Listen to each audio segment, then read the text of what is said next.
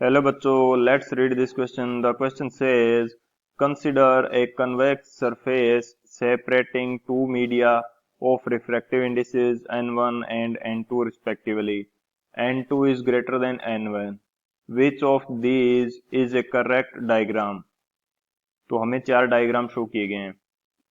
हमें बोला है कि एक कन्वेक्स सरफेस है जो दो मीडिया को अलग कर रही है, जिनके रिफ्रैक्टिव इंडेक्स क्या है n1 एंड n2, एंड जो n2 की वैल्यू है ये ग्रेटर देन n1 है। तो हमें करेक्ट डायग्राम फाइंड आउट करना है। तो इसके लिए जो की कंसेप्ट होगा वो हम देख लेते हैं।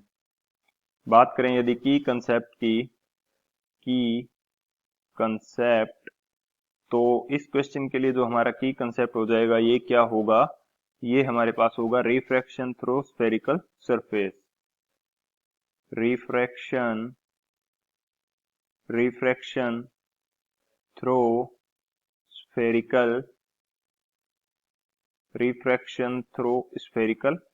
सरफेस। यदि एक स्फेरिकल सरफेस है तो उससे रिफ्रैक्शन किस प्रकार से होगा, ये हमारा हो जाएगा की कंसेप्ट। अब यदि मैं यहाँ पे एक स्फेरिकल सरफेस या कन्वेक्स सरफेस ड्रॉ करना चाहूं तो ये किस प्रकार से होगी मेरे पास। इसको थोड़ा सही से बनाते हैं। ये मेरे पास मैं अज्यूम कर लेता हूं कि एक कन्वेक्स सरफेस है, एंड इसके लिए यदि प्रिंसिपल एक्सिस ड्रॉ की जाए तो ये मेरे पास इसके लिए क्या हो जाएगी, principal axis for this surface. And ये जो मेरे पास कन्वेक्स सरफेस है ये किसी स्फीयर का पार्ट होगी, एंड इस स्फीयर के लिए यहाँ कहीं इस स्फीयर के लिए क्या होगा, सेंटर ऑफ कर्वेचर। तो इसको मैं बोल देता हूं सी से। अब यदि सरफेस के लिए एक नॉर्मल ड्रॉ किया जाए किसी भी पॉइंट के लिए, तो ये नॉर्मल क्या होगा, नॉर्मल हमेशा इस सेंटर ऑफ कर्वेचर से जाएगा। तो यदि मैं यहाँ पे एक नॉर्मल ड्रॉ करूं, चलो इसको अलग कलर से ड्रॉ करते हैं ताकि ये प्रिंसिपल एक्सिस से अलग दिखे। तो इसके लिए नॉर्मल ड्रॉ करते हैं।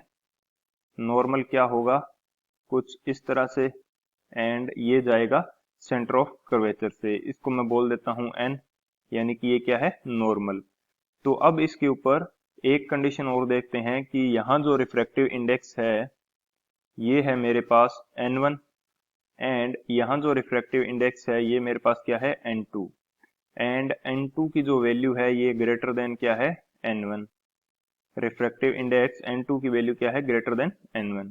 अब बात करते हैं इसके ऊपर रे ऑफ लाइट किस प्रकार से रिफ्रैक्ट करेगी। यहाँ कहीं एक पॉइंट पे मैं मान लेता हूं कि इस पॉइंट पे मेरे पास क्या है, ऑब्जेक्ट। इसको मैं शो कर देता हूं ओ से। इस ऑब्जेक्ट से एक रे ऑफ लाइट जाती है। हमने नॉर्मल पहले ड्रॉ कर लिया है, तो हम मानेंगे कि जो ये रे ऑफ लाइट है ये जस्ट इस नॉर्मल एंड सरफेस जो जहां पे टच कर रही है उसी पॉइंट पे ये सरफेस रे है हमारी, ये जाके टकराएगी। क्योंकि हमने नॉर्मल थोड़ा पहले ड्रॉ कर लिया था ताकि मैं बता सकूं कि ये सेंटर ऑफ कर्वेचर से जाएगा। तो ये हमारे पास कुछ इस प्रकार से रे ऑफ लाइट इस नॉर्मल के साथ एंड इस पॉइंट पे इस कन्वेक्स सरफेस के साथ टकराएगी।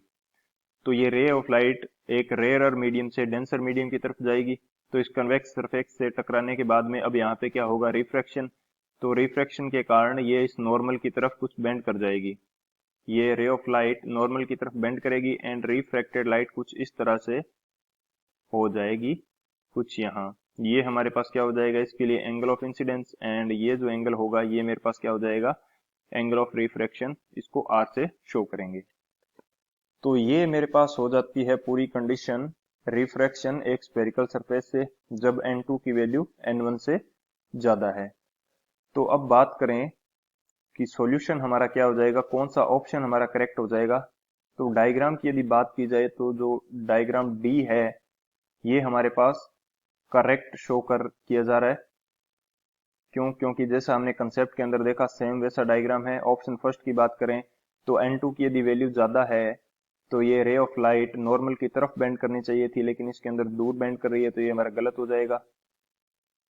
ऑप्शन बी की बात की जाए तो ये रे ऑफ लाइट यदि टोटल इंटरनल रिफ्लेक्शन भी होता है, टोटल इंटरनल रिफ्लेक्शन तो हो ही नहीं सकता क्योंकि रे ऑफ लाइट क्या होगी, रेयर मीडियम से डेंसर मीडियम की तरफ जा रही है।